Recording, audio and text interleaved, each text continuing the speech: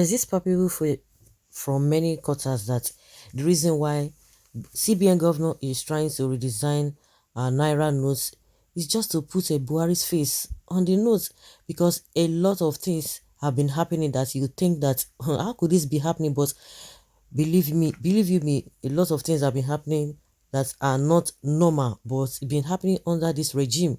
And the way and manner at which Governor Emefiele has been behaving, it calls for worries. There's this journalist in US, his name is Berugi, he's professor, and he's raising concerns that Governor Emefiele might be doing all this just to put Buhari's name in, or Buhari's pictures on the Naira notes that he's trying to redesign. He just shed more light on that.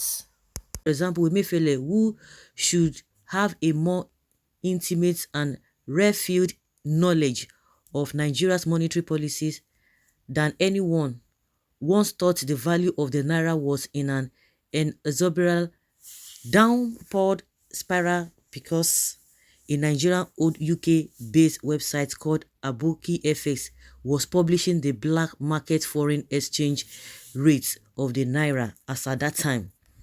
Yes, the person was banned.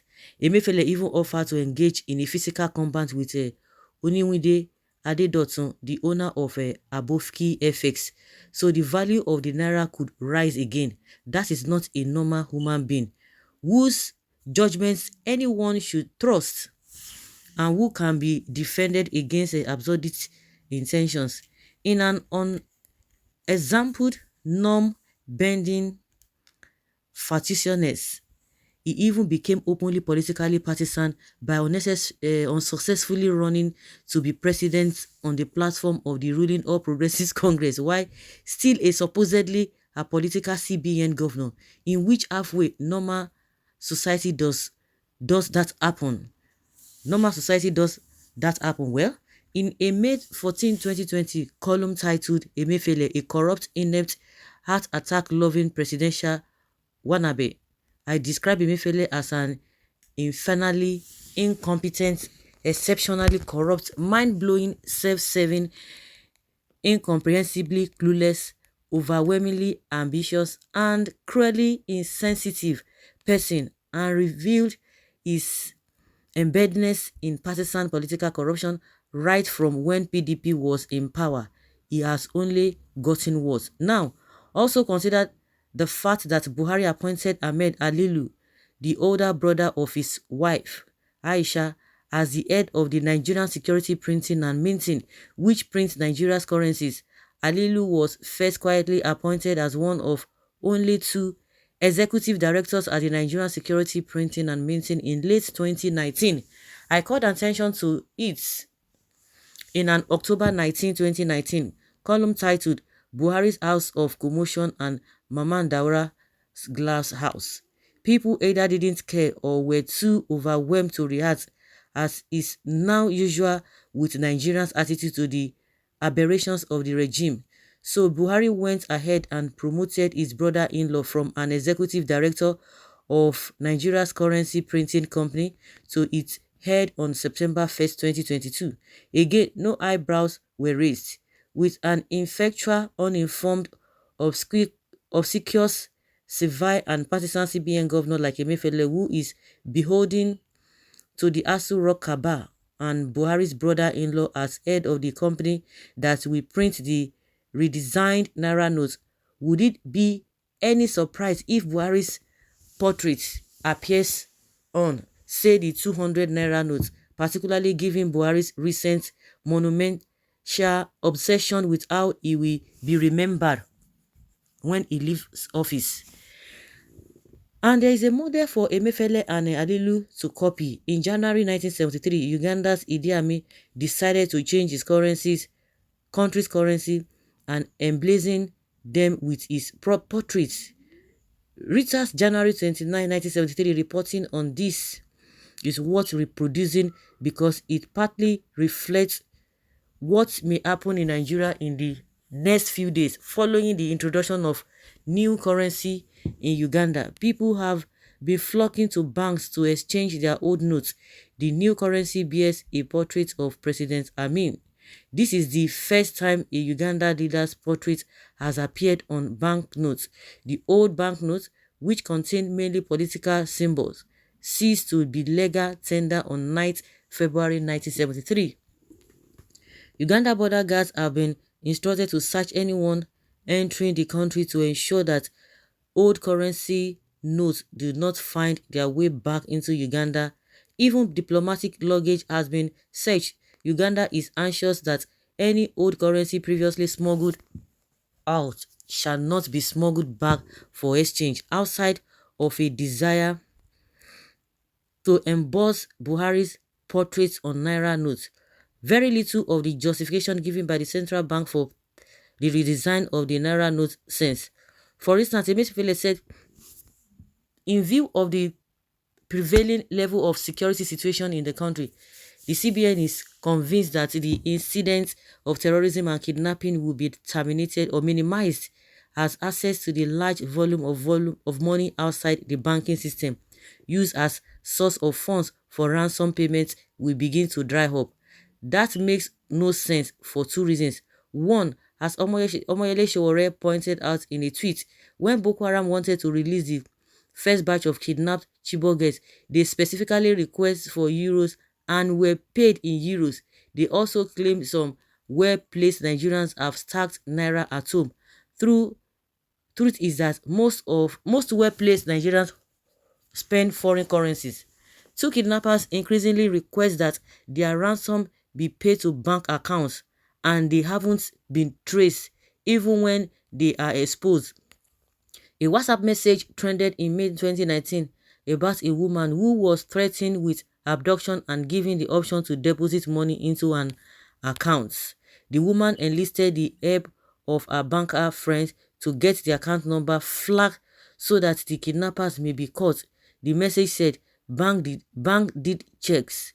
Bank said the account cannot be flagged, else they will lose influential clients. My goodness, how so? The names attached to the accounts are powerful names. Can you believe that? In a July 28, 2021 story titled Kidnappers in FCT Begin Collection of Ransom Through Banks, the Daily Trust also revealed the bank account information of kidnapper to whose account ransom was paid by one Mrs. Aminat Adewi. The kidnapper had an Access Bank account with number one whatever the number was quoted, and the name associated with it was Badawi Abba Enterprise. I publicized this report in my October 23, 2021 column titled Sponsors of Nigeria's Terrorist Bandits, which went viral, but the kidnapper is still walking free. So, combating terrorism and banditry can't possibly be a ransom for redesigning Naira notes. I have a sneaky feeling that most of the reasons the CBN governor gave for changing the design of the national currency is merely a cover story to conceal the real reason. Whatever it is, this is an all-round ill-thought-out, ill-timed, and wrong-headed policy that will inflict enormous hardship on everyday folks like it did in 1984 when Buhari did another boneheaded currency change that pauperized millions of people. My father, for example, didn't get back his money until he died in 2016. On Friday, Finance Minister Zainab Ahmad said she was not in on Emefiele's plan to redesign the Naira, adding that it portends serious consequences on the value of the Naira to other currencies. Talk of a confused and discordant government. Where article in America from Saraki's aid in 2019 to Tambuwa's in 2022. PDP presidential candidate Atiku Abubakar is the United States on the invitation of the U.S. Chamber of Commerce, but like in 2019 when he shocked his critics by visiting the U.S. when some people said he couldn't. Certain people on Twitter are spreading dumb lies about how he got there. In 2019, distrust Buhari's minions lied that Atiku traveled to US as an aide to Bukola Saraki to evade FBI arrest. Now, some people on Twitter are saying he came to US as an aide to Sokoto State Governor Aminu Waziri Tambuwa. I thought only cognitively low wattage Buhari supporters propagated this transparently foolish falsehood, but supposedly educated people are peddling the same mendacity in 2022. Atiku is a prominent person whose dossier the US already has. He can't hide and can't ride on anyone's coattails. He applied for a visa, gave his biological information to the US embassy in Nigeria, including his biometric data, as a precondition for getting the visa.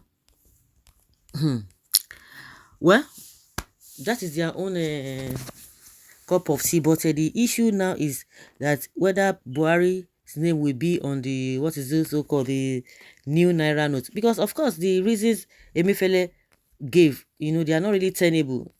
And the funniest part of it is that the this man Pantami saying that nobody should hold him responsible for all these criminals that are not being caught because he registered or he brought this issue of a NIN. And at the end of the day, what has been happening? Nothing will happen. It's just unfortunate that even a bank, they said that account number cannot be flagged. Hey, hey. There is nothing we cannot see in this country, honestly. And everybody will just be praying. When you know people who are really committing the atrocities here and there. It's unfortunate. I hope it doesn't, even because only the dead appear on our currencies. If it does appear, it will mean that the man in Aso Rock has been an impostor and that Mazi Nnamdi Kanu has been right all along. I also had the same fear when CBN said they were redesigning some notes. You think it's a leader that is desperate. His legacy is above what we are saying. Which Buhari's legacy? Did I hear you say legacy? We use words anyway in this country without knowing the meaning. Of course, what legacy? Northerners go keep us, with love. Legacy of a failed economy, insecurity, high debt profile, bad health sector, bad educational sector, bad roads, poor citizen welfare, high corruption among cronies, and incompetent aides across board. So guys, let's hear your opinion and have your take on this.